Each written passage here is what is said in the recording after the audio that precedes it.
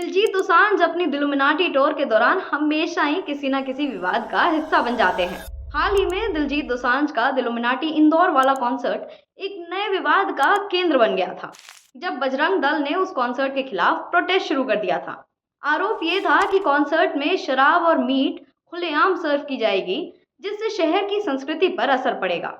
बजरंग दल के प्रोटेस्ट का दिलजीत ने भी बहुत ही शानदार और करारा जवाब दिया। कॉन्सर्ट के दौरान दिलजीत ने मशहूर शायर राहत इंदौरी की एक पंक्ति पढ़ते हुए कहा, किसी के बाप का हिंदुस्तान थोड़ी है। दिलजीत का ये बयान सीधे तौर पर उन लोगों को चुनौती दे रहा था जो उनके कॉन्सर्ट का विरोध कर रहे थे। किसी कलाकार की व्यक्तिगत जीवन और उनके काम में दखलंदाजी करने की कोशिश कर रहे थे। विश्व हिंदू परिषद के सदस्य यश बचानी ने विरोध को और बढ़ाते हुए कहा, बजरंग दल को ये जानकारी मिली थी कि इस कॉन्सर्ट में शराब और मीट खुलेआम परोसी जाएगी। हम यहाँ बस जांच करने आए हैं। इसके साथ ही उन्होंने लव जिहाद जैसे मुद्दों को भी हवा दे दी और कहा कि शहर की संस्कृति की रक्षा करने के लिए वो इस चीज का विरोध करेंगे।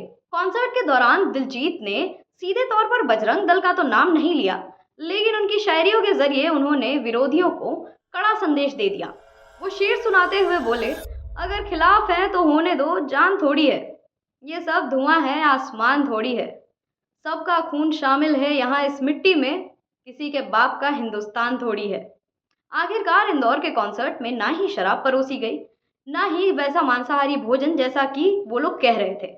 लेकिन ये पहली बार नहीं था जब दिलजीत ने इस तरह से विरोध का सामना किया था। पुणे में भी उनके कॉन्सर्ट में जब शराब सर्व करने पर विवाद पूरा हुआ था, जिसके चलते राज्य सरकार ने शराब सर्व करने की परमिशन ही रद्द कर दी थी।